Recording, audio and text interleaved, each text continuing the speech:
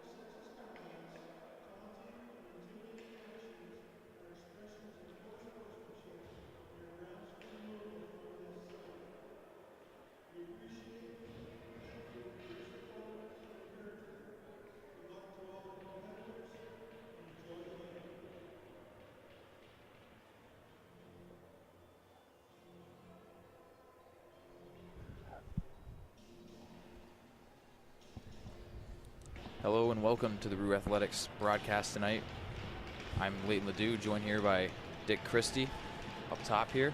And we have the #1 team in the nation, Hobart, facing off against the hometown Roos. And Canton off the opening face-off. Have possession of the puck and it's quickly cleared into the stands by Hobart.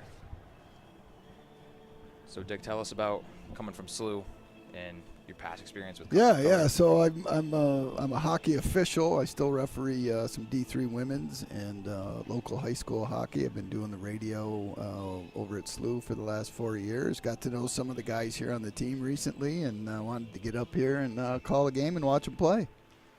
Sweet, happy to have you up here. Hobart quickly out of the zone, and Canton starting to lay the body early. They need to set the tone, especially on a team like this that relies on their skill and speed.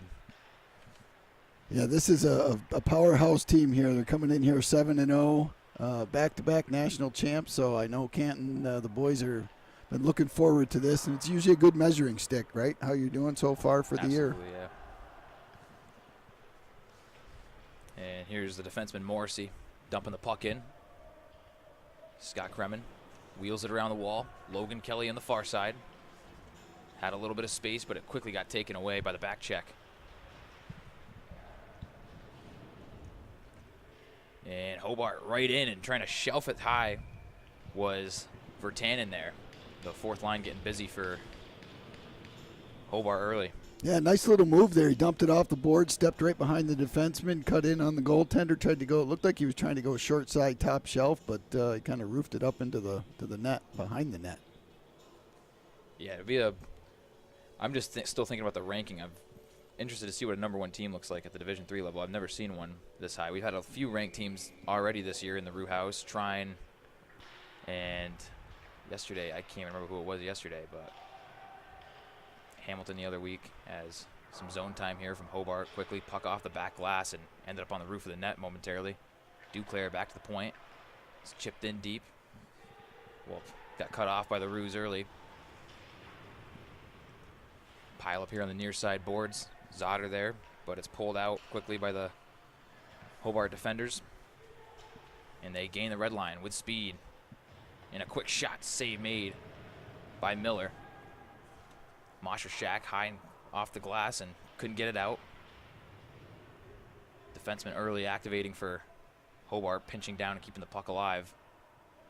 Yeah, that was a good test for Trey Miller there to make that save right off the bat. Kind of a point-blank chance.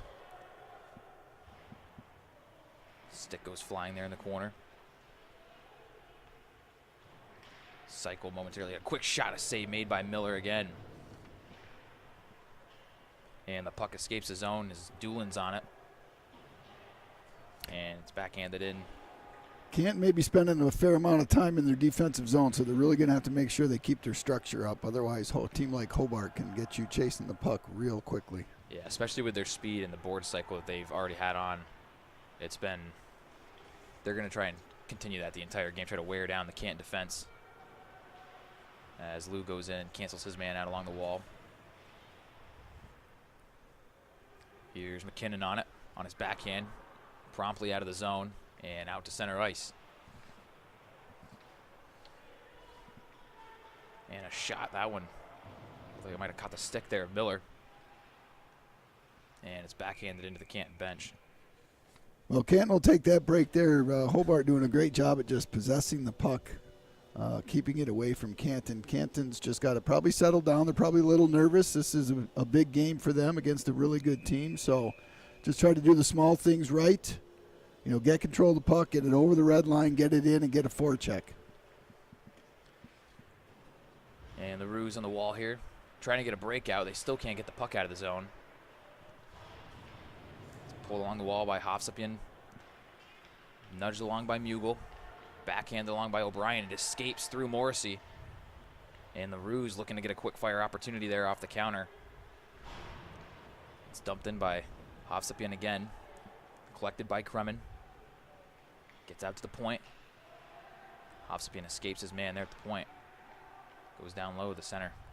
Doing work up top, and it's tipped right on Miller, and it goes through the paint, it looked like. And the Roos just barely scraped this one out to center. Yeah, that center's got to be down a little deeper to get that pass. He's putting a Hobart man between him and the pass, and it got picked off. Yeah, Hobart's really quick in the counter, too, and the transition. They collect the puck and gain the zone as quick as they can. Down low again. Backhanded out to the point. That was Lally who sent it along the kick plate. Back out to the point again. Opposite side. Drifted in to Miller's right. Mugel wheels it around the wall, and it skips on by Chow. He collects on the back end. Once again, quickly in for Hobart. Mosh dumps it around the wall. Sets nicely for the transition here for the Roos. Quickly ahead to Drysdale. Far side chance. Siemens in front, and a save made. Beaver with a good chance, or a good save there, as Roos with their first chance of the game. Yeah, nice job in transition there. Canton got the puck, set up a nice offensive play right there, found the wide winger who had a great opportunity. DeMattos. Oh, no. Intercepted right in the middle, and a save by Miller. Kicked out on the rebound, and it's still loose. Puck at the side of the net. And Miller finds it and hangs on. Boy, when he turned around that last time, I thought he was looking behind him and in the net. That would have been unfortunate. Couple of key saves there by Trey Miller to keep Canton alive here early. It's just over 5 expired, and Hobart carrying the play, but Canton with a good opportunity just moments ago, and they almost had one end up in the back of their net right after. Yeah, if you're going to turn the puck over, that's not the part of the ice you want to turn the puck over right to any team, regardless of who it is. Right in your own slot, yeah.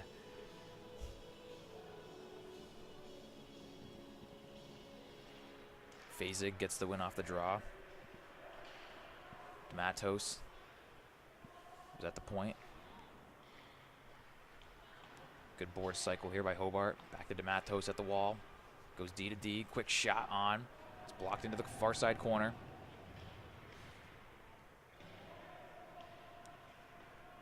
Phasig on the forecheck. Battling against McKinnon, it looks like. Kent's just got to stay patient, get possession just like this, and move the puck out. Nolan Zotter lost it, but the puck goes towards Beaver. He's forced to stick it aside into the corner. Boy, the goaltender almost gave that right to the Canton player. Zotter's always lurking around the blue paint. He's been dangerous both seasons at Canton. Him, Pringle, and Sassenberry along the wall, but it's pulled out by Hobart. In the middle, but it ricocheted off Sassenberry's stick as he goes to the bench. Canton so far have been able to avoid prolonged shifts in their own zone, which is important. We saw them get tied up in their own zone a lot yesterday against Oswego, where they would end up icing the puck and they had tired legs. As forecheck here, just as relentless.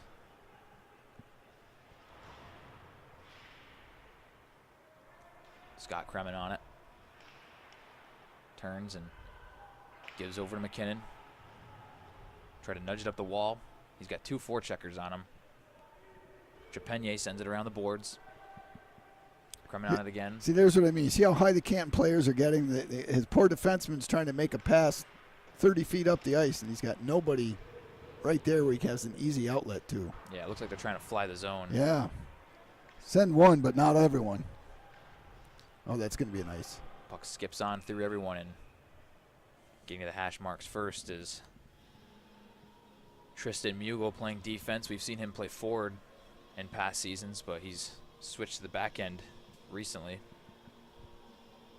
Well, if you're Canton, it's certainly not the start you wanted, in the sense that you're spending a lot of time in your own zone. You generated very little offense, but on the other hand, we're still looking at 0-0. And, you know, one quick turnover and you can be in the lead. Trey Miller, a lot to thank for that as well. A couple of good saves there. Kelly trying to swing one on net right off the face-off. And flown out quickly by Doolin. Chance at the side of the net, and a puck pops up in the air, and it's batted away by Mugel. Puck coming again, and it's rescued by Pringle this time. Oh, well, it's going to be no ice, though. Almost a breakaway there for Logan Kelly as he gets on the forecheck. Nice move. Chance here. Nico Schoner walks in, and a shot and a save made by Beaver as he sticks it to the corner. Great opportunity for Nico Schoner. Yeah, the Hobart goalie was right there, though. But, yes, nifty little play by Nico to dipsy-do inside the zone and get an opportunity for sure. Got another good skating run right here. Chance coming in. Freifogel shoots. Saved by Beaver, and the rebound cleared to the boards. A couple of good chances there as Fontana comes back the other way. Try to drop it off to Trevor Daniels. And this shot's going to airmail into the protective netting and out of play. Yeah, nice little shift there the last couple minutes since we're talking about the opportunities. Canton comes up with 2 really nice chances to get in and starting to establish themselves a little bit more offensively. Good transition through the neutral zone, finding the open guy, getting a couple of good quality chances for sure. Absolutely. It's a good response, too, especially to the early onslaught they endured for the first 5 minutes. Boy, and if you can somehow find one, that can really go a long way.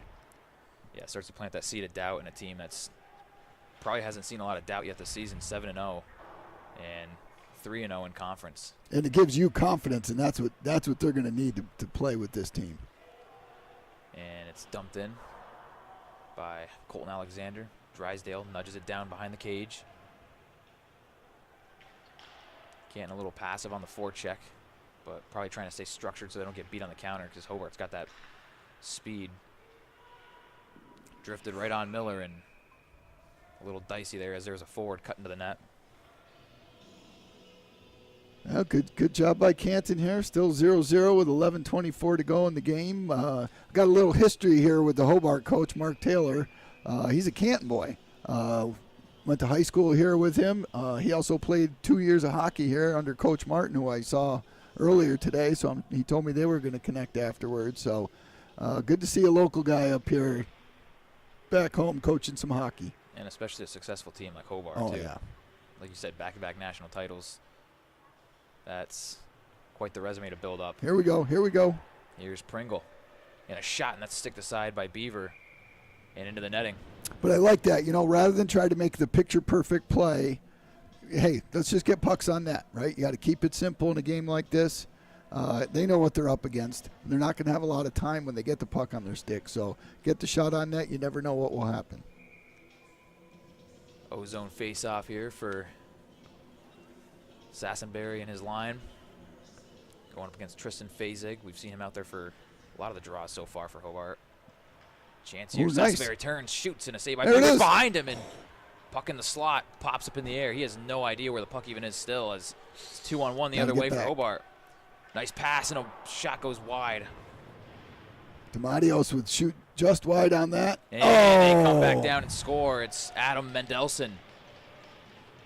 Pretty little play, popped the board, took the puck off the sideboards here and stepped right in and beat Trey Miller. Looked like blocker side high.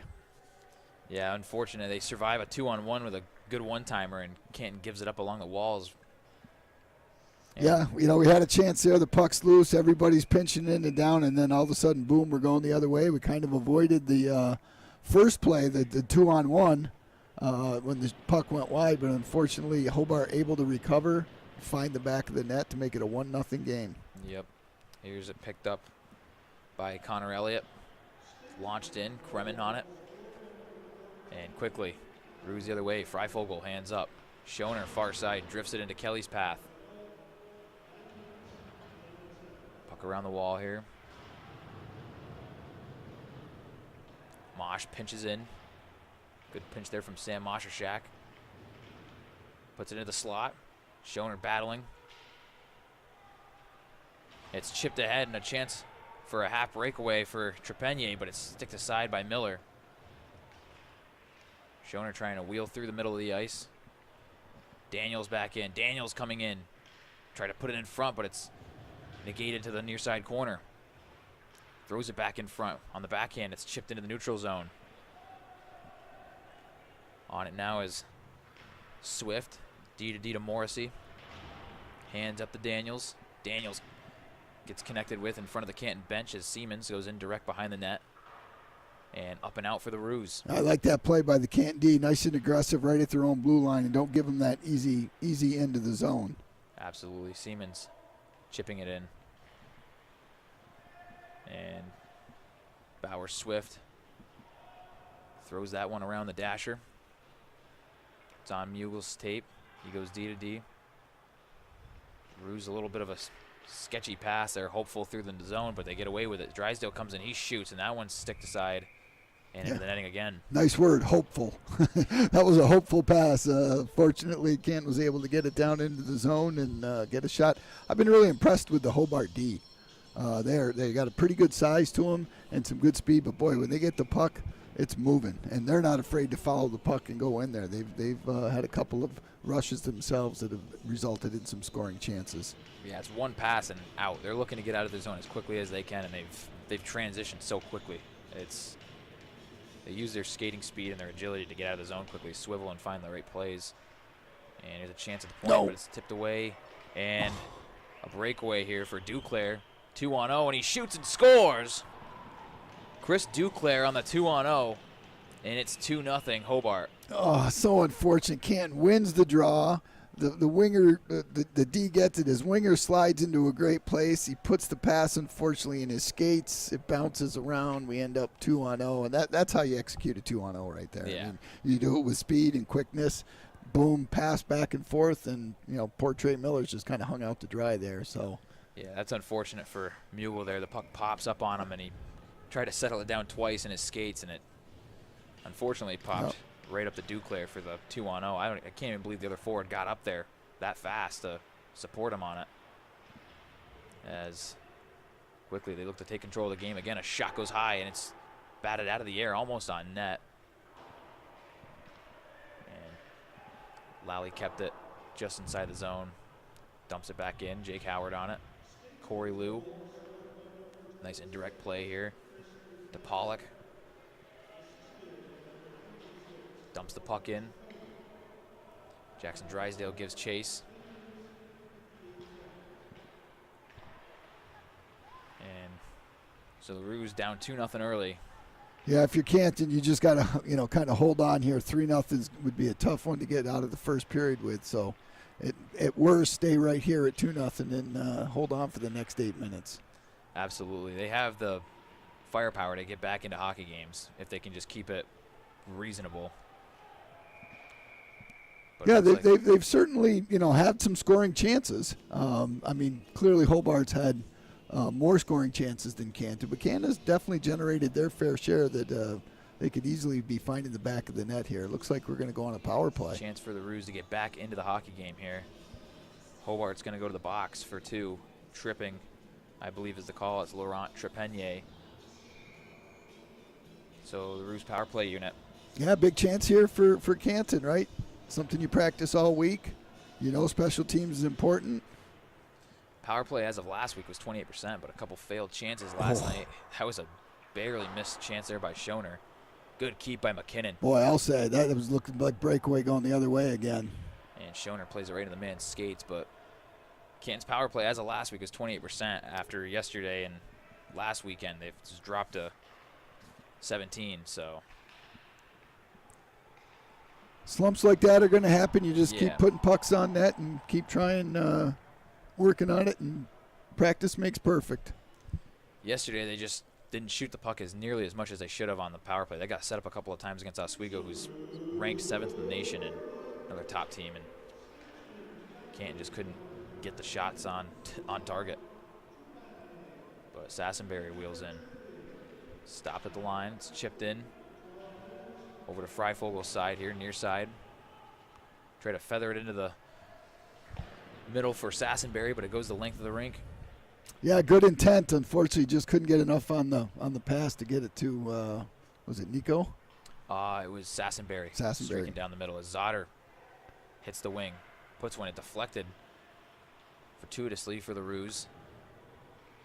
Alexander nudges it down. One-time chance, and Mukel sneaking down from the point. Alexander gives it to an errant point. We saw that a couple of times yesterday as well. Canton just hoping that their guys are going to be in certain positions without checking. Zotter. He took a quick look over his shoulder. I think, kind of eye contact, read it with each other, what was going to happen. Unfortunately, the defenseman didn't cover the boards. Yeah, that telepathy as Kremen behind his own cage. They got 10 seconds left on the power play. Yeah, Canton just not able to really get it, control it, and get any zone time on that power play. And Hobart's killed the penalty off, and it's deflected in by Drysdale. He gained the red line on the deflection, so no icing. Lou throws it to the cage. Wide on the far side. Howard pinching down from the point. There's 5:40 left to go in the period. Canton looking to get one back and not have as high of a hill to climb in the second. Morrissey goes D to D with Lally to get the puck out, and they quickly transition through center. Chance for Daniels. He goes behind the net. Wraparound opportunity right in front, and Miller staying alert on his line. Watch the puck go out the other side. Morrissey backhands it down low. Back to the point again. And a shot through traffic, glove down. Flashing a little leather. Swift from the point, let one fly. Canton looking like they're trying to get a little more physical down here on the forecheck. Seeing the bodies being thrown around a little more. It's a good sign. You want to stay aggressive. You don't want to overcommit, but you certainly got to got to force some turnovers and get some chances. Defensive zone draw. Canton doing a good job staying out of the box so far too. They struggled with that yesterday, but they struggled with that the last 3 games, all at home. And all against ranked opponents except for Potsdam. As Mughal on his backhand gave it up and quickly the other way. Here's a shot and a save made by Miller as Toth had a good look at goal. Peeling is Duclair back to the point. Swift over to Toth. Swift again. Toth tried to walk in and he lost it, poked off his stick by Sassenberry. It's back to the point again. Sassenberry can't get full wood on it. It's drifted towards the net as Miller paddles it into the corner. Here's Mughal. Guns that one off the glass and it gets out to Swift at the near side point. He chips it back in deep. Mughal deflects that one away. Pringle on it. He still can't get it out off the head of Swift, and now it finally leaks into the neutral zone. Boy, much needed break there, so Canton can get a line change. Puck pops up in the air and won't sit flat for the Roos, and now it does. Kelly pushes it forward. Freifogel in and out. Shot by Schoner through traffic, and that one got tipped by his own man, and Hobart washes it out to the boards. Kremen. Roos looking to fly the zone quickly there, trying to beat the first layer of the forecheck. Chipped in. Elliott throws it around. Belov on it, and that one ricochets into their own bench. So play is whistled dead. Yeah, pretty quality opponent here the Cant's facing. Hobart just a little crisper with everything, right? They're making the passes. The passes are on sticks. They're not shortchanging a pass. Guys know where each other are. Very, very well disciplined coach team. I like that too, crisp. They have been very crisp on the puck, especially their D, like you mentioned earlier. Their D is so fast and quick on the decision making as they come right back in. Trying to backhand this one out to Connor Elliott, but it gets by. It's tipped ahead for Pollock here. Pollock with a shot, and that one deflected off the apron of the net, and he chips it towards the net, towards Beaver. And the Roos going to go on the penalty kill here. It's going to be Connor O'Brien for hooking, or slashing rather, as he heads to the box. Boy, not what you want with 3:07 to go in the period, but a nice chance by Canton there. Not one that percentage-wise you're probably gonna score on at a high level, but you know what? The important thing is good speed through the neutral zone and still trying to play with a purpose. And who knows? They can maybe gather some momentum off this if they get a successful kill. So O'Brien in the box for 2. Roos being outshot 14-6 as they enter the kill, and a good chance here early to clear it. And they get one the length of the rink. But I'll say, of those 6, probably 5 have been pretty good chances, you know? 100%. The only one that was maybe not a 100% chance was the one by Pringle where he kind of just threw it at the net. Right. But still, that's the right thing to do in that chance where he's 1-on-2 and just putting the puck at the net. Here's Hobart now trying to get set up.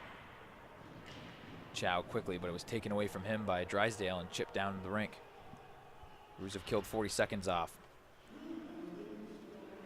And it's backhanded straight into the Roo bench. Face-off will come to the neutral zone. Well, good start to the kill here for the Roos. They're really, it looks like they're really just trying to be aggressive, stay on the puck, force Hobart to make a quick decision on the puck. And, power plays like to just get it in, kind of, hey, let's everybody settle down. I'll pass it to you, and we'll kind of look around. And a quick, aggressive forecheck can take that away. I agree. What you just said right there, too, is just getting too casual on the power play. I think that's a problem that's kind of plagued Canton recently. But hopefully they find their groove again at some point. Here's a chance. Quickly recovering, though, is Connor Lally. He's on it now. Looks to the far side. It's Daniels on it. Chips it around the kick plate. And gunned out to the point. Kick plate. Never heard it called that before. I think that's what it's called, is it not? I don't know. Like I said, I've never heard it called that before. Ooh. Get rid of it. Oh. Miller. A couple of back-to-back saves there. Puck's been in his blue paint a lot, and a couple of good saves by Trey Miller. He's had a few good saves, not just those 2, but he's had 13 already in the period, which is a busy period for any netminder. Yeah, he's been on high alert for sure, but I'm sure he kind of expected that coming into this. 100%. Hobart is, even though, it's their first time in the league, and I mean, Canton seen them before, but up until this year they were in a different league. Now they've joined the SUNY, so Canton's going to be a familiar foe for them. And D-to-D quickly. And a shot deflected off Pringle's skates. Hovsepian on it. And it's gunned down the ring again. Job. See, that's what I mean. The good aggressive check right there. Pringle just not just backing off, giving his guy space, letting him do. He just stayed hard on him, got the turnover, able to get it down, and then they get another fresh set of penalty killers out. And Canton with a successful penalty kill. Scott Kremen in the corner, tied up. Hobart had a man in the slot wide open, and a shot through traffic is blocked away. And a second one is blocked as well into the protected netting. Canton doing a good job getting in shooting lanes. Very good job getting and staying in shooting lanes right there. You got to sacrifice your body a little bit. Looked like number 6 there, Moshershak. Looks like he might have taken one in the ribs there. He's headed to the bench, but that's what you got to do if you're going to be successful against a team like this. You got to sacrifice. And like you said earlier, they definitely knew what kind of game this was going to be. They knew who they were playing as they iced the puck here. Boy, not what you want to do. Canton just came off that penalty kill. He would like to spend some time in the other zone and get out of this period. Now we're going to give them a face-off in the end with guys who've been on the ice for a little bit. Hobart's been good in the circle, too. Especially Fazig and Trepanier, who just won another face-off, but Canton's the ones with possession.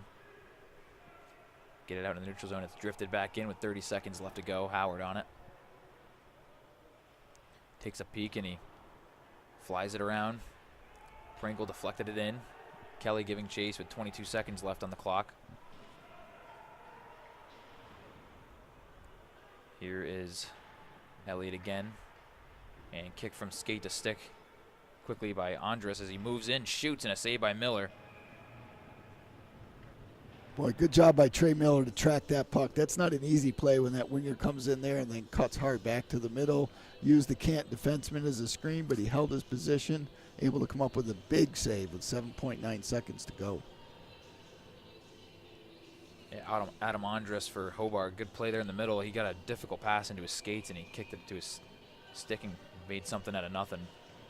Yeah, both teams doing a nice job with their transition game and generating some good scoring chances.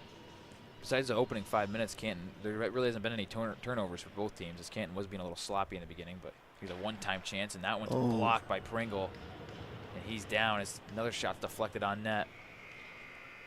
Well, you want to hope he's okay. One of Canton's top guns taking a shot to the lower extremities. Yeah, that one might have went off the ankle. But boy, you know, the boys love it. That's the kind of thing that can fire guys up and make everybody put a little extra effort into their defensive postures when they're on the ice and be like, hey, this is what we got to do. So we'll be back in about 15 minutes with the second period of play. Stay tuned.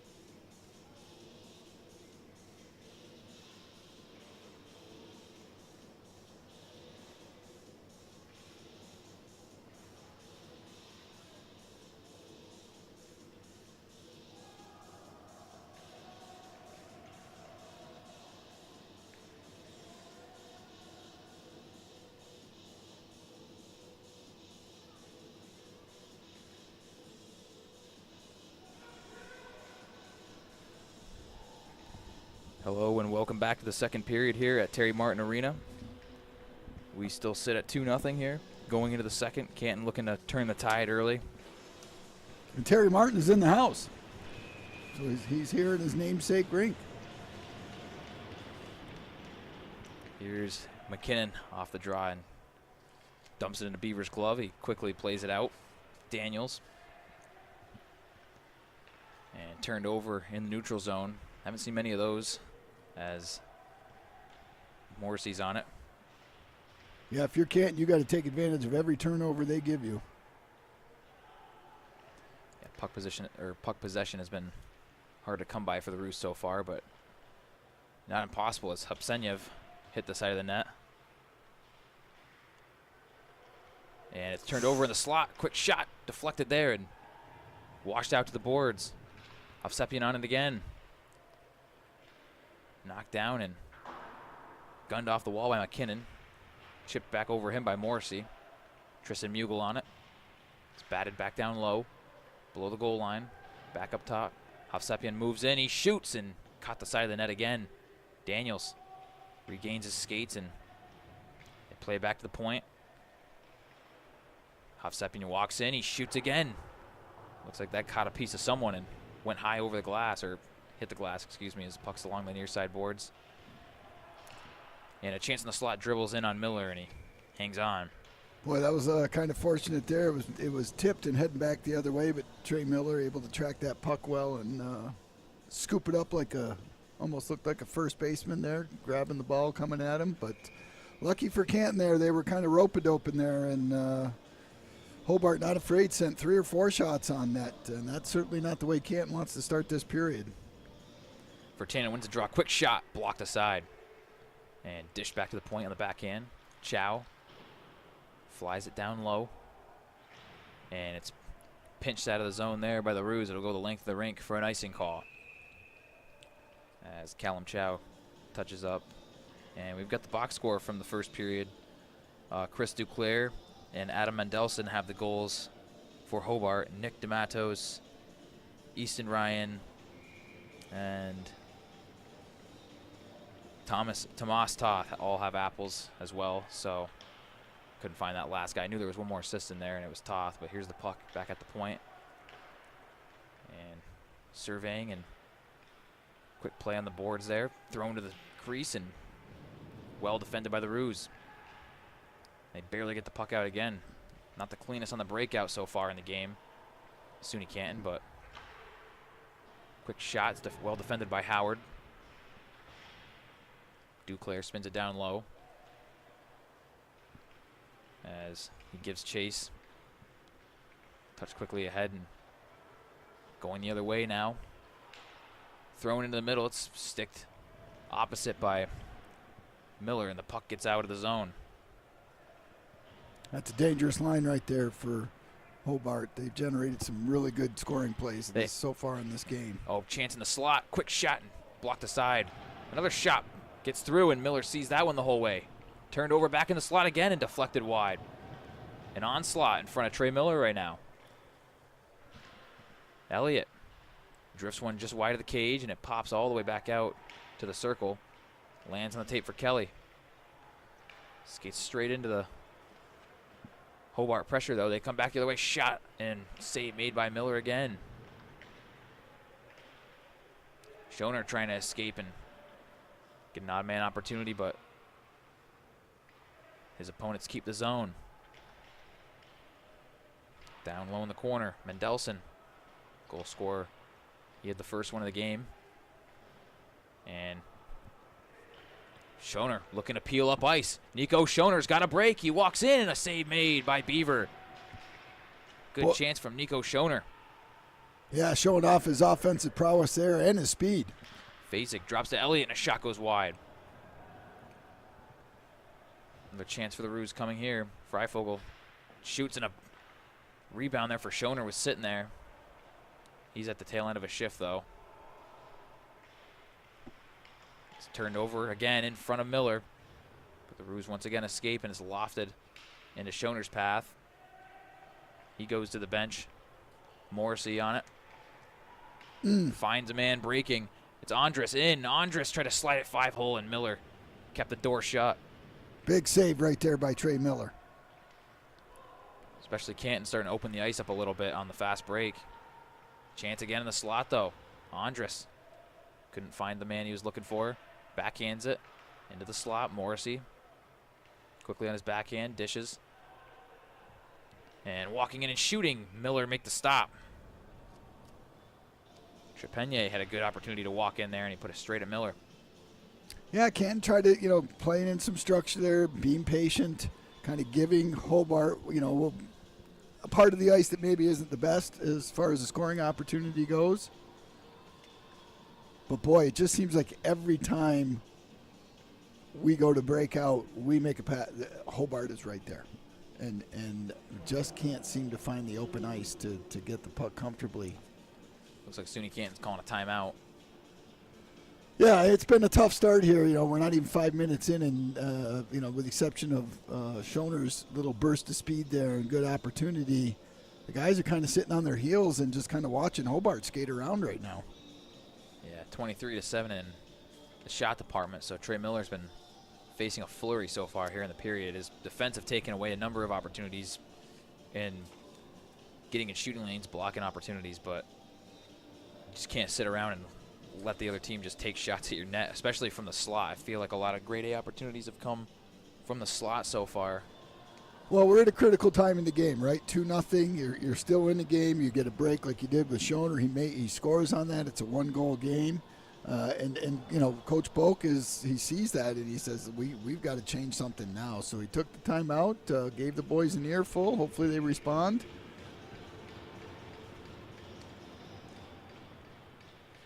So off the face-off. I believe it's the Statesman, right? That's their mascot? Yes. Okay. Wasn't 100% sure about that, but that's what I was just looking up on my phone. It's not on their box sheet that they gave us, as Morrissey has it. Drifts it down low. Mughal. You envision someone maybe who looks like the oatmeal guy, right, as their mascot. I thought it was a Quaker Pioneer. Oats. I thought it was a Pioneer. I guess a Statesman's not too far away from a Pioneer, but in logo terms, but A little more eloquent, maybe. yeah. It's cool though. I've never seen a team with the mascot Statesman. I think that's a really good name. Same thing with the Ruse. The good old Ruse. They've been a few names over the years. Yeah, they were the Northmen. Northmen, yeah. Then the North North Stars. Yeah, the club hockey jerseys we had last year with the AAU team, they had the old logos on the shoulders. I think they were the old varsity jerseys, the old D3 jerseys from the hand-me-downs. Yeah. So Yeah, I had a brother who played here back in the 70s, one of the national championships game. They actually won it over at Appleton Arena in an overtime thriller. Canton with a good history of successful hockey here, as Pringle, or that's Moshershak, Freifogel with it. Nudges ahead. That's one person we got to keep a lookout for. We haven't seen Evan Pringle since he took that puck in the ankle. No, we haven't. As behind the net here. Who's strong on the forecheck right here. Chance in the slot. Freifogel had to take it out of the air, and puck wouldn't sit flat for him as he tried to quickly pull the trigger. And Palandra touches up for the icing call.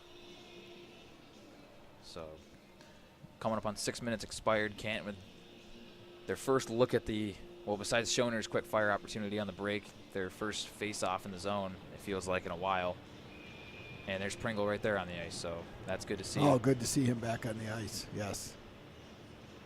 And Drysdale got decked off the face-off, but knocked forward. Drysdale with an opportunity, coming in hot. Trying to get to the front of the net.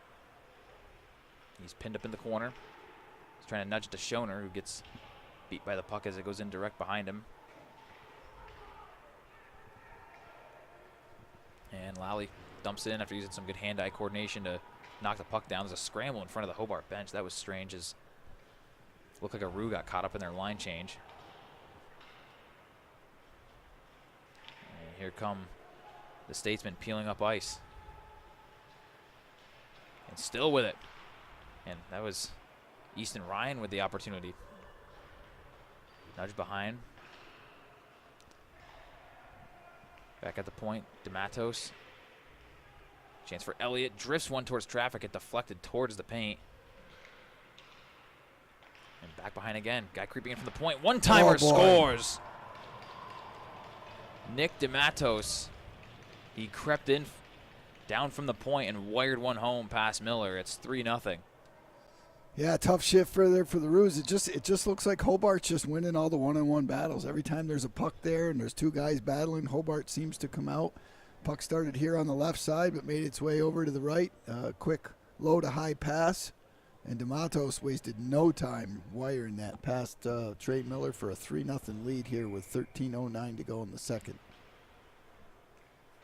And quickly, Hobart dumps it back in on Miller. Drifts wide of him. McKinnon. Siemens on it.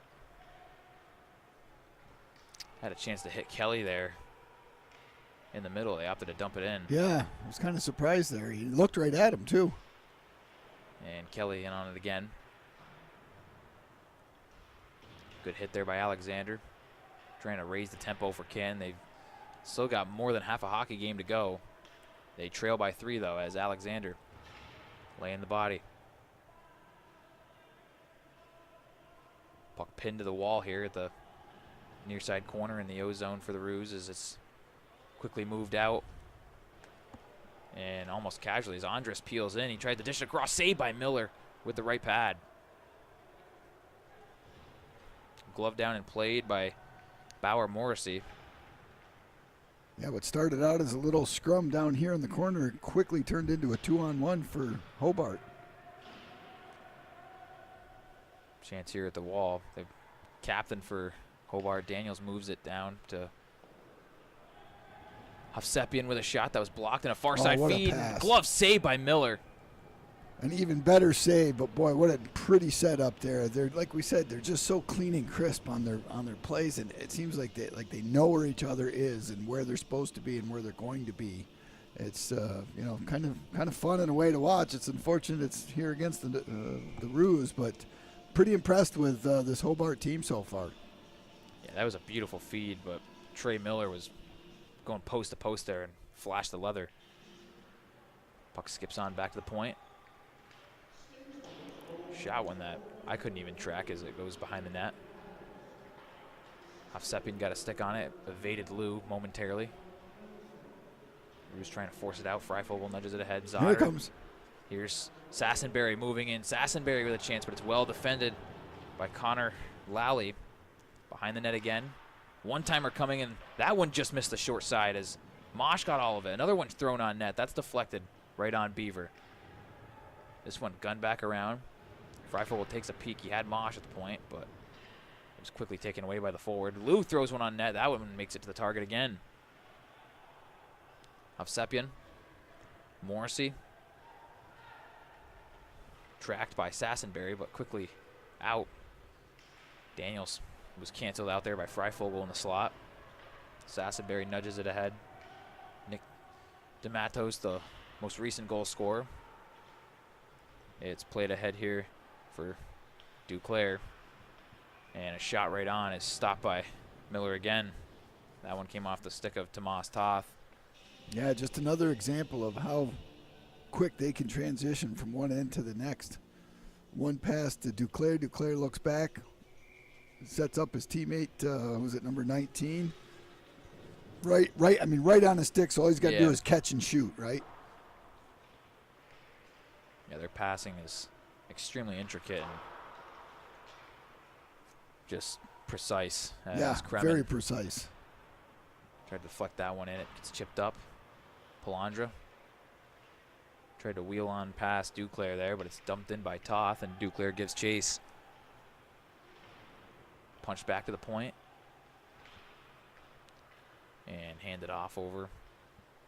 Back to Duclair. Swivels, he finds his D-man. Drifts one towards traffic. It's deflected down. And another Roo is down on the ice. Scrambling still in front of him, though. It's Mugel. Trouble getting back up to his feet. He fell awkwardly there. Yeah, I didn't really see. He was tangled up with the Hobart player. They kind of fell on each other. Yeah, the Hobart player fell on him. I think that's what it was. He probably landed a little awkwardly. Well, I don't know if it's he or his brother. One of them's had some shoulder issues, who's missed a few games. I don't know if I haven't looked to see, but I don't think it's Jordan. Yeah, I don't think Tristan's back.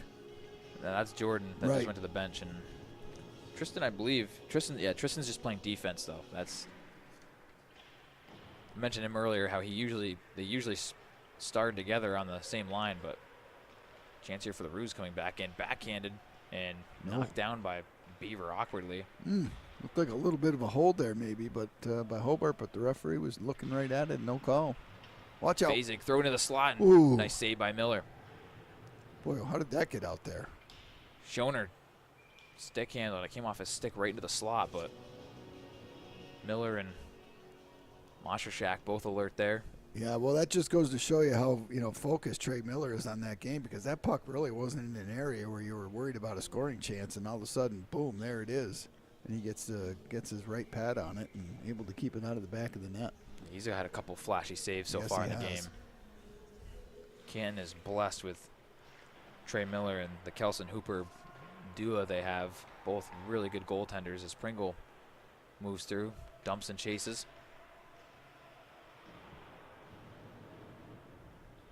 And forced up here for the carry on. It's deflected off of Alexander and gunned back in behind Miller. Lou rifles it back towards the bench by the statement side.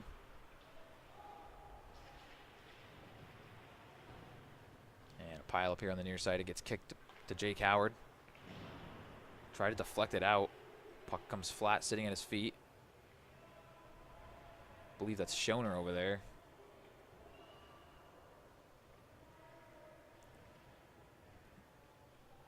And finally, Corey Lou has it on his tape. And O'Brien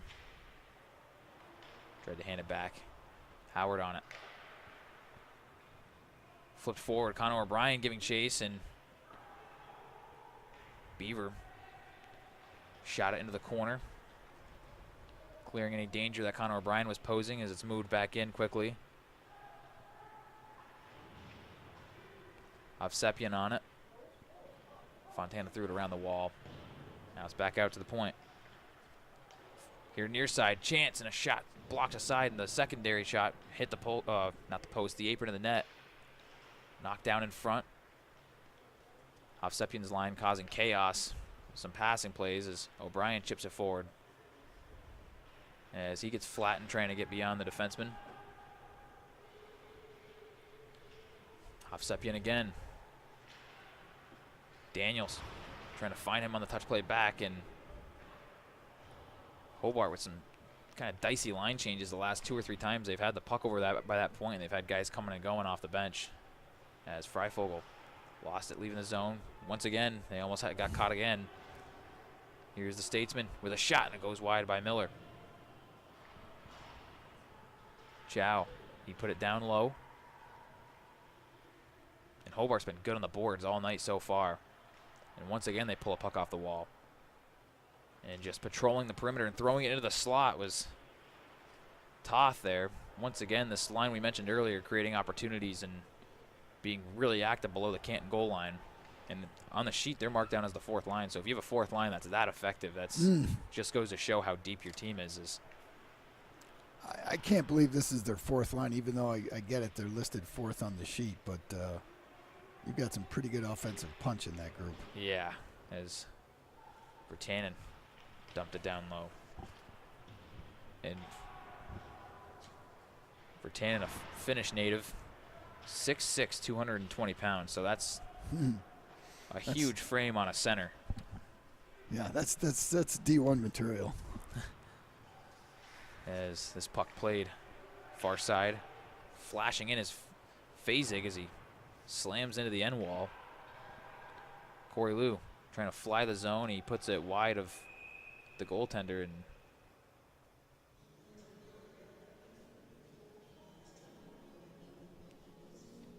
not sure how that was icing. Does it matter if the I thought that if the goaltender touches it before the whistle, it negates the icing.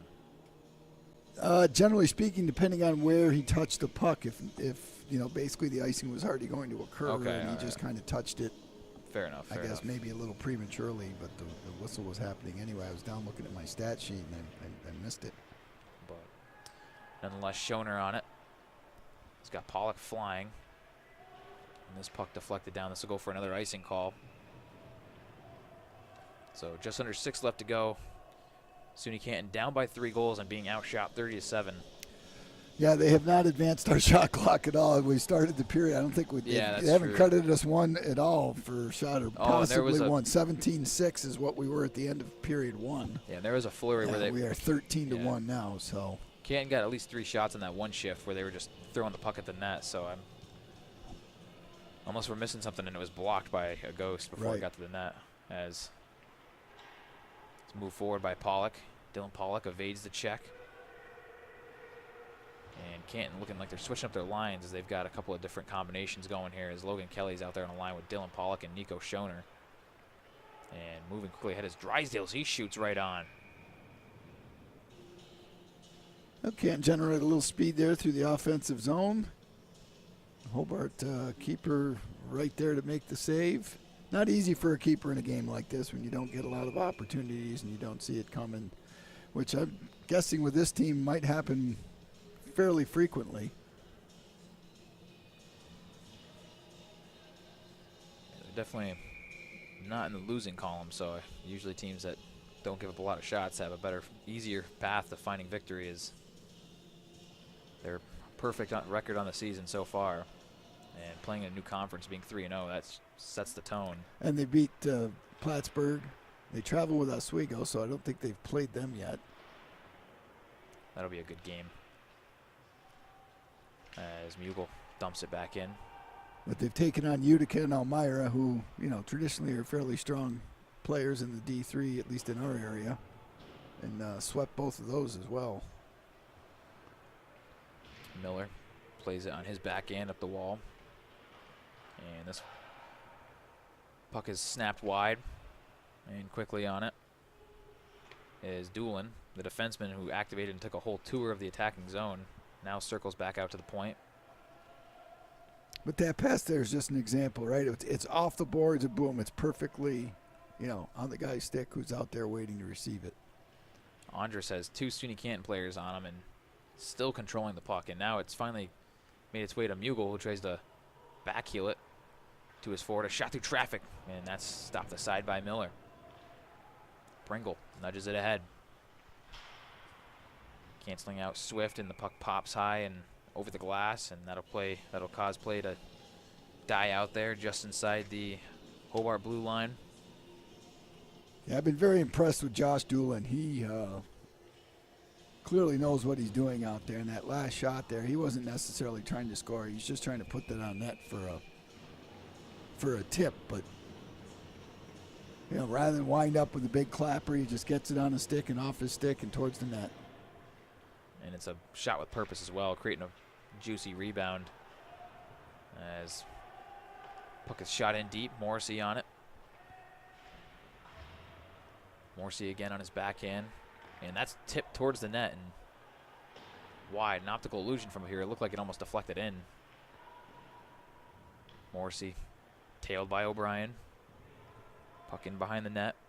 Yeah, quick reverse, and here they go, although he's really taking his time here getting the puck out. Yeah, Lally, he almost got caught sleeping right there. Probably didn't expect the roof forechecker to go right behind the net and chase him as Hovsepian. Daniels and Pringle going at it as O'Brien moves up. Or rather, that was Moshershak.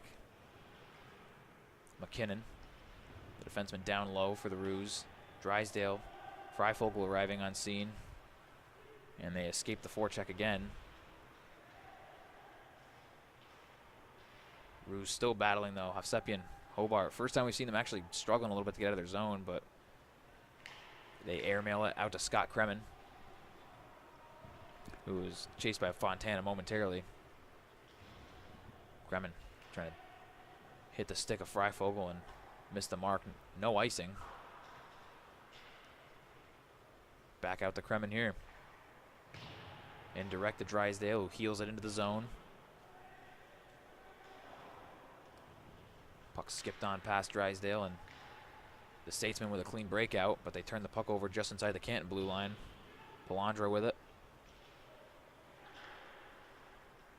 Palandra always a front runner in the best beard competition here in the athletic department, as Callum Chow dumps the puck in. And a misplay by Miller. It's behind him.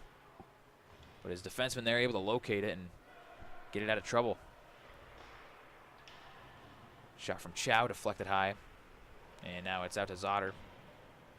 Spun into the slot, but quickly moved opposite point. One-timer and rather just a slap shot, but a nice save there by Miller as it was an accurate shot. Hit him on the stick. Cutting up through center. Lost by Zotter. And back the other way is Duclair. Whose brother, I believe, plays in the NHL, by the way. Really? Yeah, Anthony Duclair. There's a couple of that. I believe Drysdale's brother plays in the NHL as well. Not 100% sure. I might be getting him. I know we had a Farabee here a couple of years ago whose brother played in the NHL. Has a chance.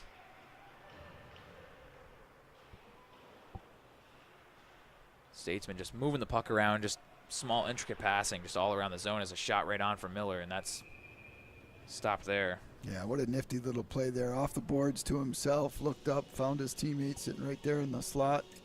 And again, what's just so impressive is, a lot of times you'll see that, and the pass comes, but it's not where it's supposed to be, right? And then the guy's fumbling and but their passes just seem to be so on spot, on target, precise was the word you used earlier, and it's just continues to happen this way with 1:17 to go in the second period, and so far only giving up one goal.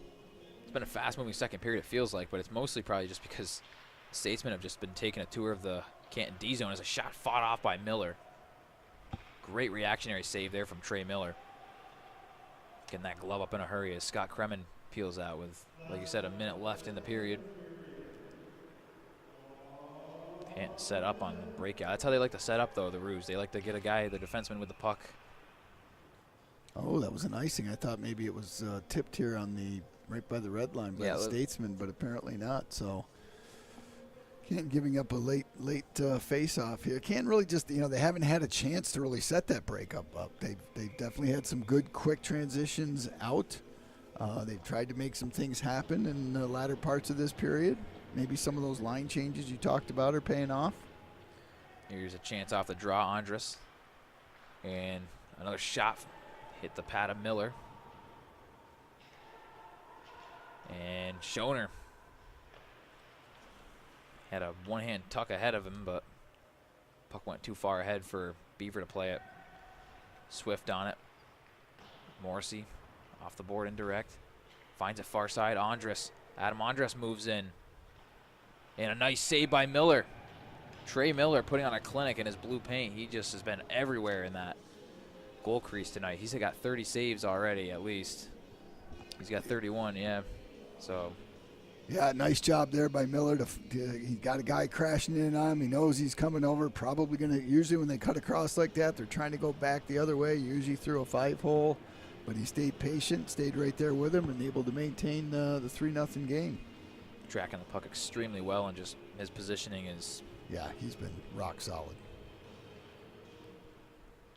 And off the face-off, it looked like the Roos won the draw, but quickly into Hobart's possession. Chance in the slot coming, and a back foot snapper was high off the mark. Trepanier got it back to Morrissey. 8 seconds. Morrissey walks in, he drifts in, put one through the paint, and it just in slow motion goes out the other side. And 1 second and none, and the Roos come out of the second period trailing 3-0. The Statesmen keeping in control of the hockey game. A couple of rabbit punches there, given by number 96, 86? For Ken or? No, for the Hobart? Roos. It looks like 86. Oh, Belov had the Canton player. Okay. It looked like he gave him a couple jabs. I think he's somebody's going to get one here anyway. I'm not sure if it's going to be one of each, but the referee definitely signaling. Nope.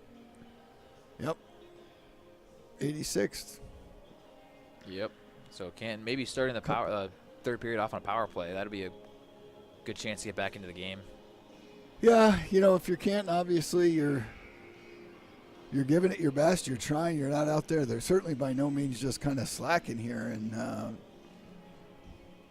giving the statement everything they want. But boy, you got to be frustrated to some degree that you just can't seem to maintain enough possession of the puck and get enough possession of the puck in the offensive zone to just put any sort of pressure on them. Yeah. Yeah, just looking at this roster, it's a pretty interesting roster from Hobart. They got a lot of international players. The only internationals Canton has are from Canada. But because you said Belov, and I looked, he's from Minsk, Belarus, so. Yeah, we got Belarus played in the Null there in the main Nordiques. Looks like he might have played with Trepanier. They're both coming from the main Nordiques. Yep. What year are they? One's a freshman, the other's a senior, so okay, probably not, but they might have crossed paths for a year. Yeah, a year. But yeah, I've never seen as many internationals on a Division III roster. Well, like this. You have a team, that's gone back to back. I'm sure. Yeah. You've got your sort of pick of the litter here when it comes. You've got guys contacting, reaching out to you. I'm sure. Oh, 100%. Success breeds success. And I'm sure, some of the guys, you got to believe all these guys at one point had aspirations to play at the highest level they could, right? And so maybe they're having honest conversations and seeing situations arise. And probably, what do? You go and look down at who are the best teams at the next level. Yeah. Right? And then trying to find your way and see if you know anybody who knows somebody kind of a thing. And good path to Division I, too. Yeah, getting on a Division III team that's a powerhouse like this. Yeah, and it's still very, very good hockey, as you can Yeah. tell. I mean, this both teams, still playing at a high level. Hobart just, at a little bit higher level. It's just they've just been very impressive with all facets of their game. Absolutely. So stay tuned. We'll be back here in about 13 minutes, roughly, for the third and final frame. Hobart leads 3-0. We'll be back soon.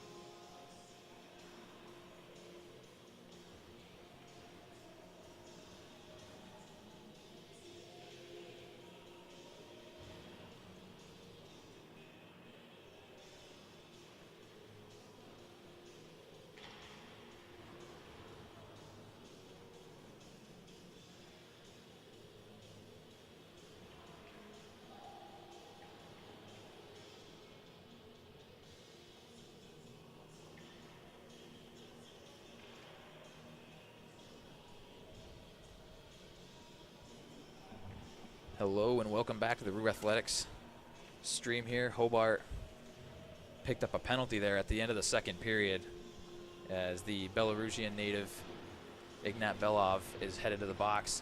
Canton will start the power play, or start the period out on a power play here. So a chance to jump on it and get back into the hockey game here for the Roos. They've been on their heels basically the entire 40 minutes. So Yeah, great opportunity to set the tone of this period right here and put the Statesmen on their heels. And nice move there. Great penalty killing Chris Duclair. Beautiful move there to kill off the first 20 seconds of the power play. He's still digging in on the forecheck too as he gets thrown to the ice. That guy's an absolute machine. He's been all over the ice tonight. Number 26 for the Statesmen. Sassenberry, far side. Nice look. Oh, well defended though. Pringle tried to just feather a little pass there. If it would have made it through, it would have been a glorious opportunity. Looking for Nico, but a turnover here. Miller, what are you doing? Miller well out of his net, but recovers and a shot goes wide off the turnover there. And peeling out with some speed here, flying through the zone is Nico Schoner. Try to nudge it forward, and this puck pops over to the right point. Freifogel kept it in momentarily, but it escapes the zone.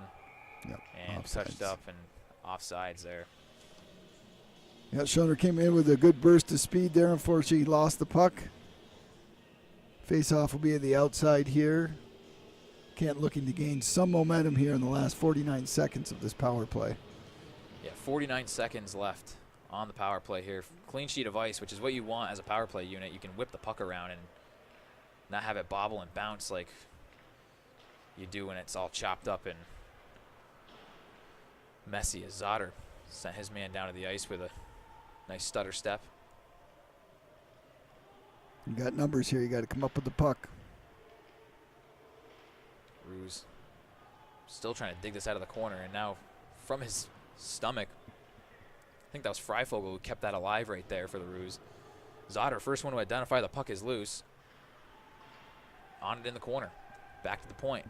Scott Kremen. They've got 8 seconds left on the power play. And a shot through traffic is gloved down by Damon Beaver. What a save.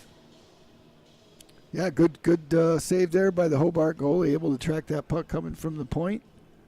Nice job by Zotter, like you said, to identify where that puck came out. Quickly got it out to the point man who delivered it to his partner for the shot on net.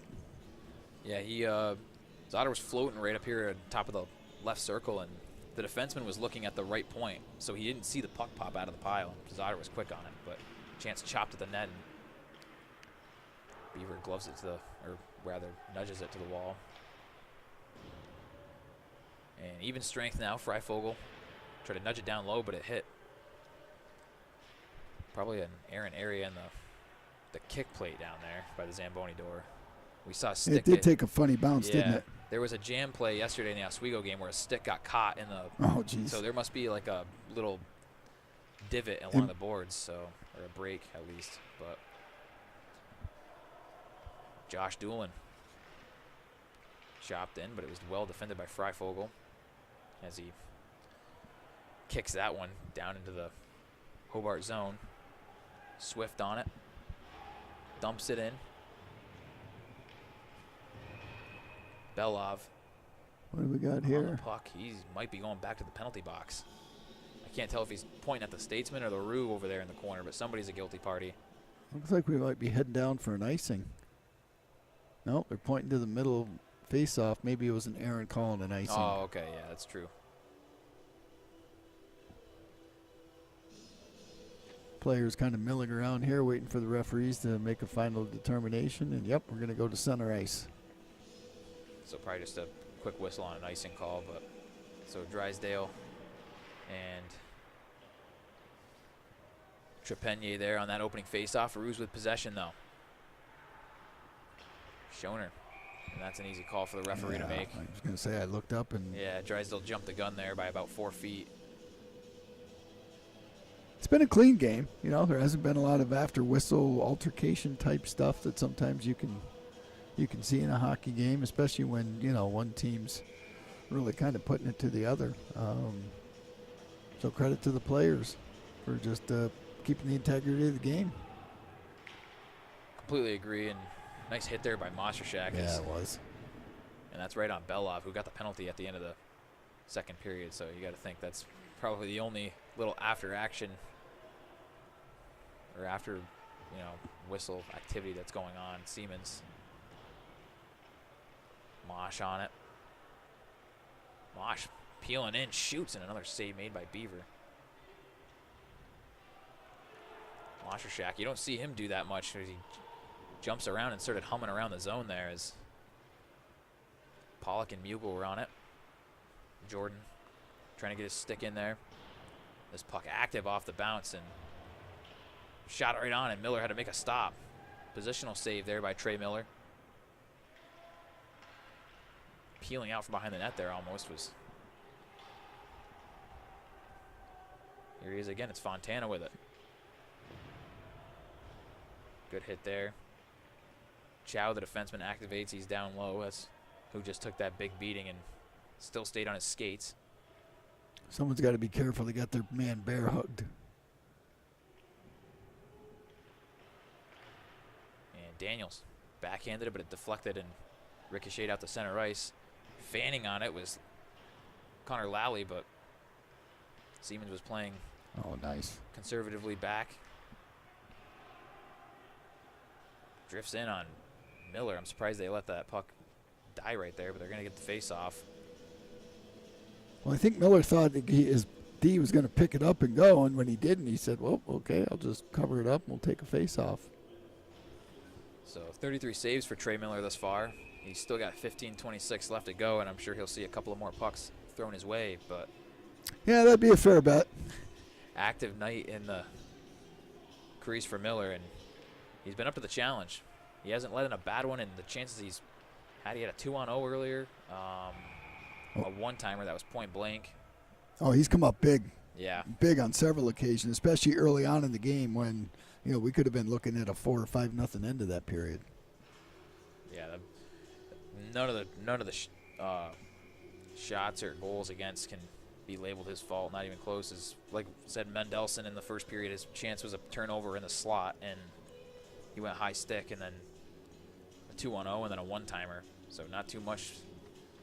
I mean, Miller's proven there's not too much you can do on some of these, but he's made the stop on a lot of shots he really didn't have a chance on. Yeah, as a team, as a coach, it's your goalie's done his part. Unfortunately, I think you've been outmatched here skill-wise a little bit with the rest of the team. And here's a turnover inside their own zone. Shot right on by Miller. Save made. And back to the points. D'Amato, he hammered a one-timer in earlier. And the puck bumped the length of the rink, and that'll be an icing call.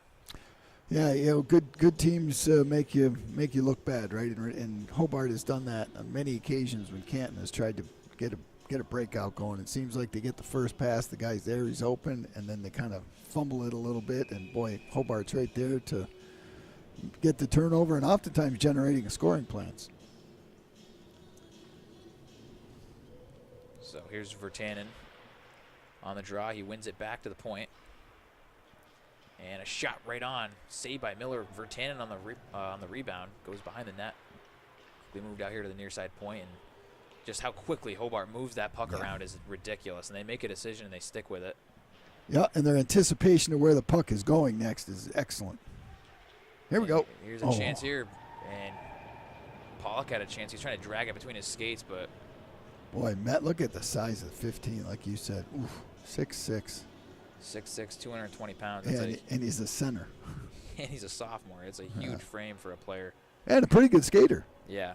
Everyone on this Hobart team is a phenomenal skater. And props to SUNY Canton as well. They're all great skaters, too. It's just that Hobart, especially their D-core, is just so active, and they're so agile. They turn on a dime, and they fire that puck up, and they can fly the zone in a heartbeat. Yeah, they're just that little bit quicker, and then they're just more cohesive as a team, right? Where the puck is going, where it's going to be, and it's boom, boom. And Freifogel on the forecheck. He's getting held on to there by Andrus. Dueling 77s on the ice is Pringle. Nice play there. 3-on-2 for the Roos. See if they can jump on it, and puck gets past Kelly as Corey Lou was joining the rush, and he cut over to the right side of Kelly. Maybe if he would have hung on and went to the back door, it would have been a better look. Yeah, number 13 from Hobart did a nice job getting back in the play. Trepanier. Looked like it was going to be a 3-on-2, but it was quickly a 3-on-3, and Canton not able to generate anything off that opportunity other than an icing. Yeah, looking at the sheet there, top line is over a point per game pace right now for the season, which is ridiculous. Everyone except for the captain, Daniels, who's still got 6 points in 7 games, which is still incredible. As just goes to show the talent they have on the team as a whole and on their top line as a shot gets drifted in on Beaver. And unable to keep the zone is the Ruse.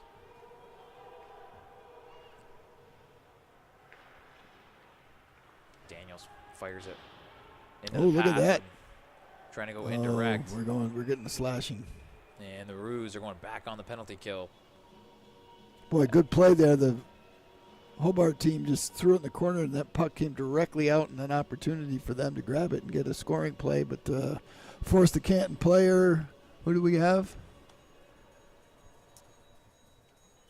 That's our captain over there. In the box? Yep.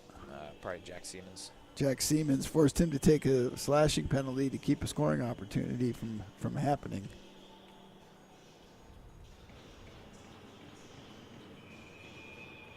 It's either Siemens or McKinnon. I think it's Siemens, though. Was it 91? Can't tell from here. Yeah, the gold on white. Yeah, it does not stand out well for us here trying to call it. Oh. Morrissey. Daniels throws it down low. Fontana on it. He drew the call. It's back to the point now. Lally shot, and that one's stop made by Miller. Seppian trying to get on it. And he might have him.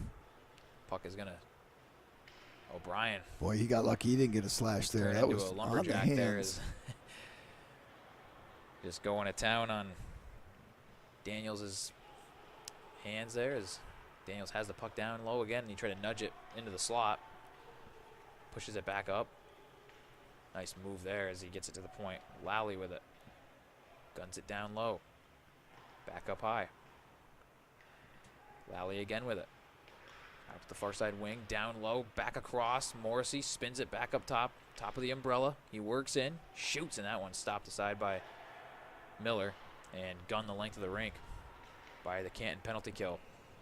Yeah, good job by Canton. Staying in their lanes there. Not giving Hobart a freebie. Working in.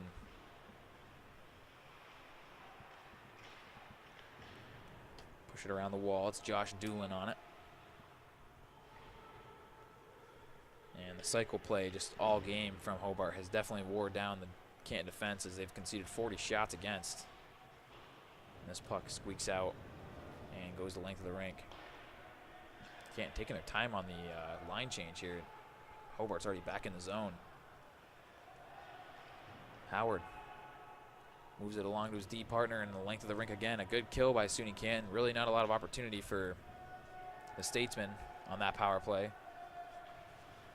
No, great job by Canton. Very much limiting the chances for Hobart. Oh! And a backdoor play went high over the net. And it's nudged back to the point. Doolin. Try to put that one into the corner. Pringle. Spun it, trying to look for Kelly, who's streaking all over the place, and he'll go off to the bench. And covering 2 lines with 1 pass again, we're the Stateman defenseman. Kremen nudges us out. Schoner spins it to Corey Lou, the defenseman. And the puck ricocheted off a skate and back the other way for Ryan. Pushed back in front. Chance, and it went wide. Back in front again. Ryan on it. Backhands it back to the point. Shot through, and it scores. Callum Chow from the point. Let one fly from distance, and it's 4-0 Statesman. Yeah, Canton kind of got caught kind of chasing it around down there, and Hobart once again, just almost, I don't want to call it ESP, but they just seem to know where they are every time. Every time a pass goes out, it seems to go directly right where the person's supposed to be. And again, no time. He had the puck on his stick, and it was on the stick, off his stick, and no chance for Miller to get that.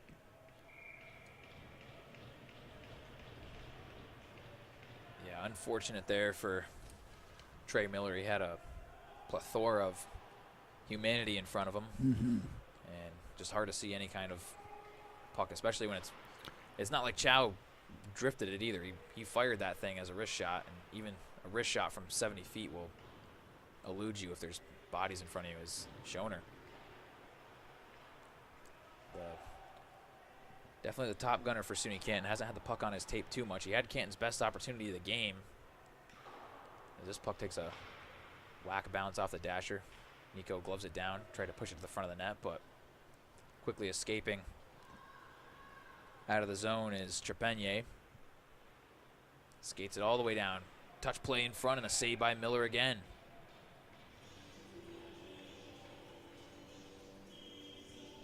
Trey's certainly seen his share of orange coming at him tonight, hasn't he? And coming Robert from all directions. Seems like every time they get the puck over the zone, there's that opportunity they're going to generate something, right? They just travel so well together as a unit. Very dangerous squad. They're already looking like they're going to take the SUNYAC crown as it's gunned down low by Swift. Morrissey tried to shoot, but it's deflected down and knocked down by Zotter. Zotz pushes it out into the neutral zone. Swift on it, still battling. He gets caved in from behind by Sassenberry.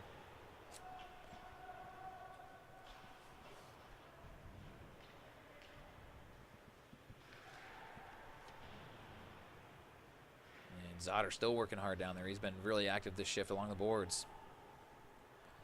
And he airmails that one up and out. On it to O'Brien. O'Brien, an extremely aggressive player for Canton. Skates hard and not afraid to lay the body, and he's definitely not afraid to use his stick as a weapon sometimes. As Kremen, Freifogel. Knocked down by Kelly. Chipped in behind. Freifogel. Bruce momentarily had a good forecheck there as it's pushed in quickly again. Sent to the front of the net by Duclair. Here's Kelly. Tape to tape with Pringle.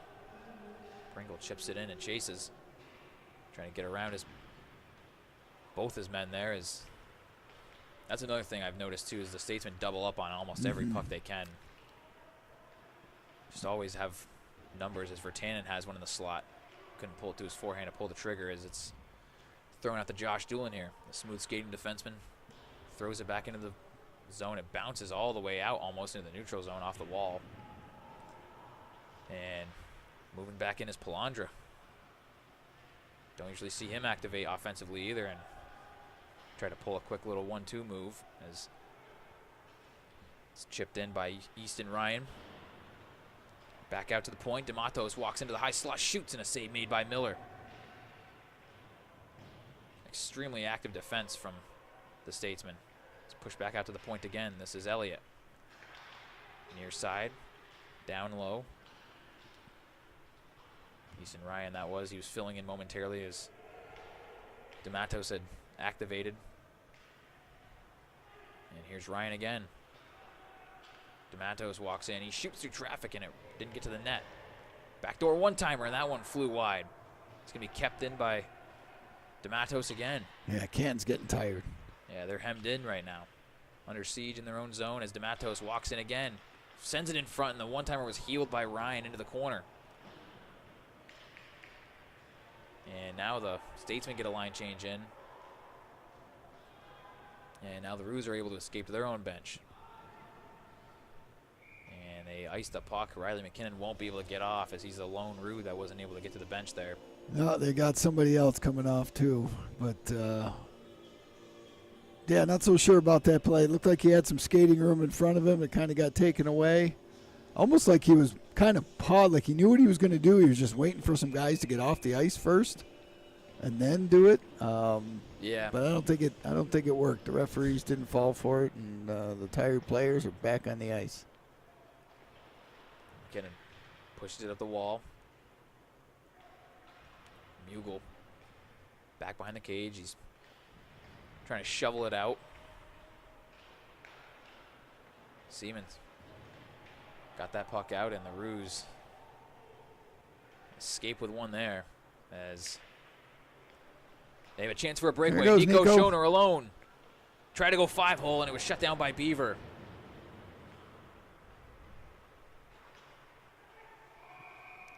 And Drysdale carried in off sides. Yeah, Nico slaps the stick to the ice in frustration. That second time he's had it one-on-one with the goalie, and the second time he tried to get him to go 5-hole, and he just wouldn't bite. But good offensive burst there. It's amazing how quick he gets through a spot, gets the puck on the stick, and then he's gone. Yeah, Nico's an exceptional player, has been for SUNY Canton ever since he showed up on scene as Siemens avoids the hit from Morrissey and sent Morrissey down to the ice with a bit of a reverse hit as kept his feet. Well, what a nice play there by 92. Getting harassed by Sassenberry and just kept kind of going back and forth until he found a crease, delivered it for a breakout.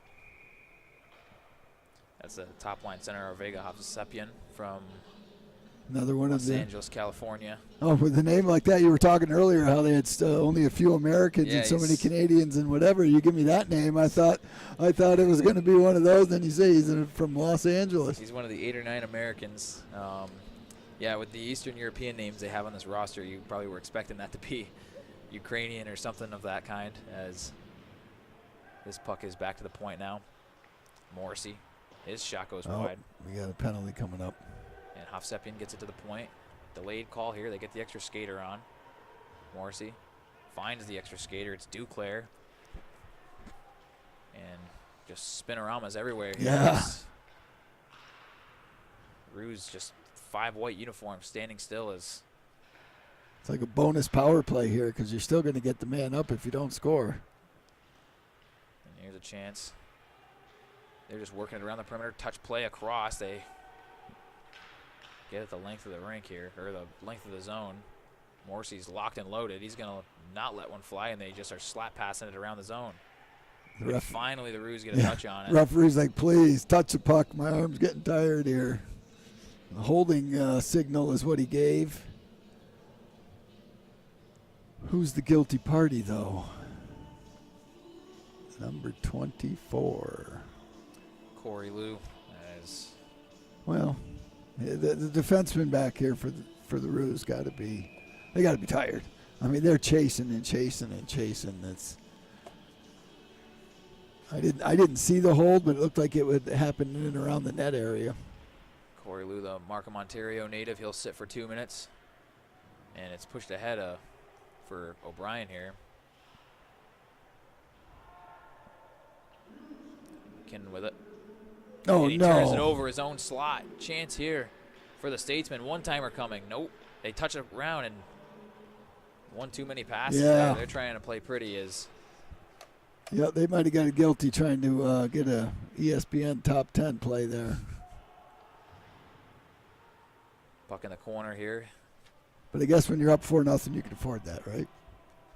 Especially when you have space like they did, but they just. Yeah. Well, just a terrible play. You're down a man, and you're going to try and make a rink-wide diagonal pass to get out of your zone. I mean, just not good fundamental hockey right there. Here's a chance here for the Statesmen. They set up, and they dice one right off the mask of Miller.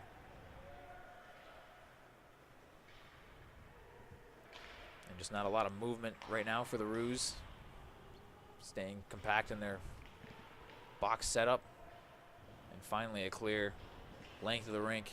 Yeah, much needed. That was a good minute, 10 seconds they were down there chasing it in their own zones. They were able to get 4 new skaters out. So 40 seconds left to go on the power play for the Statesmen. They overshoot the first pass out of the zone, but they recover quickly as Drysdale doubles back and gets on the back check. It's Pringle, and he ices the puck.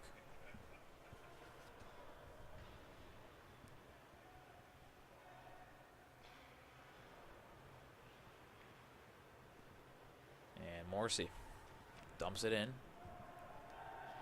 Around the zone, went past Andres, but it's quickly moved.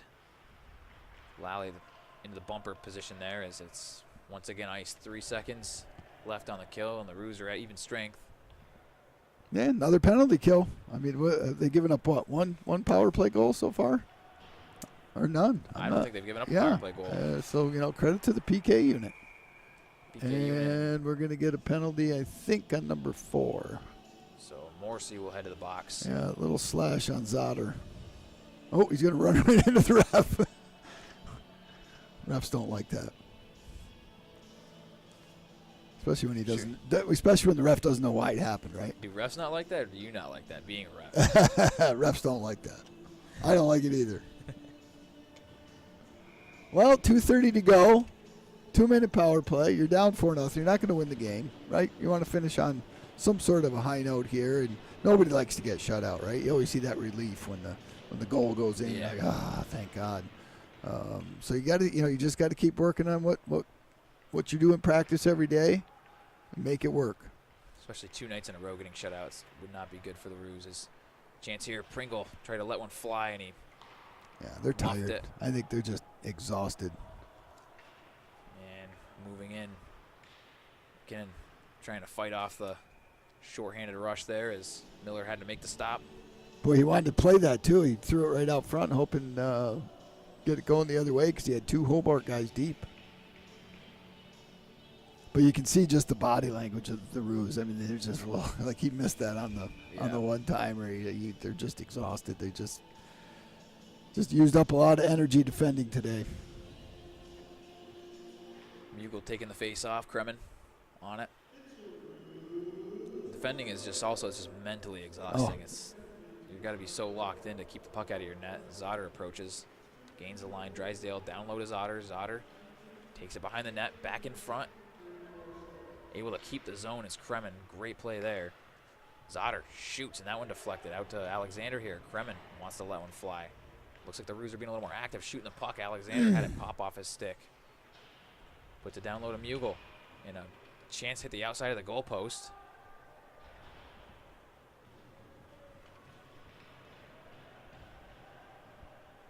And they hit Drysdale quickly. Walks in, snaps one in and out of the glove of Beaver. And Freifogel couldn't take the wall away as the puck slips by him and down the ice. 45 seconds left to go on the power play. Roos in the midst of a change. One lone forechecker in there. Kremen on it. Here's Logan Kelly. Scott Kremen. Sassenberry. Kelly. That one deflected high off the glass. Freifogel. Sassenberry. With it, drifts. Kelly on it. Thought he was going to let that one get out of the zone for half a second there. Roos keep the puck in the zone. Chance Kelly's back door. He's chilling. And couldn't find the puck to him. Logan Kelly into the slot. Pringle shoots. That one looked like it rang off the pipe. I think Duclair might have got a piece of it coming out the slide on the block. I thought it made it to the net. My apologies as Pringle walks in. McKinnon. Put it down low. Freifogel. Pringle rescues it again. He's got a man down low. It's Kelly, who's been sneaking into really good positions in the last couple of minutes. Just unable to, the puck's just not been able to find him. And that will do it. So, Roos fall 4-0 to the best team in the country. And Hobart will improve to 8-0. 4-0 in the SUNY. The Roos now have dropped 4 straight after starting the season scorching hot. They started 4-0 and were receiving the votes in the USHO's top 15, and now they have fallen to 4-4 and 0-3. Yeah, tough weekend for the Roos, but you brought in 2 very good teams. Yeah. But I know I see these guys. I know these guys a little bit. They want that challenge. They want to be respected. They wanted. They want these opportunities. Unfortunately, they fell a little short. But this point in the season, you can use this maybe as a learning opportunity. Guys got to look at each other and say, hey, we need to. Everybody needs to buy in. Everybody needs to step up. You're going to break down some film and see what you do well and see what you're not doing well and hopefully grow from it. Yeah, the best thing you can do is grow from games like this against top. They've played their last 3 games have been against top 15 teams. So Hamilton and Oswego, and now obviously Hobart. So, well, thank you for joining us tonight. It was a pleasure, man. Enjoyed it. Thank you, Dick. Everyone tune in next time for it'll be January 9th, the next time men's hockey Happy Thanksgiving and Merry Christmas then. is in town. So thank you everyone for tuning in.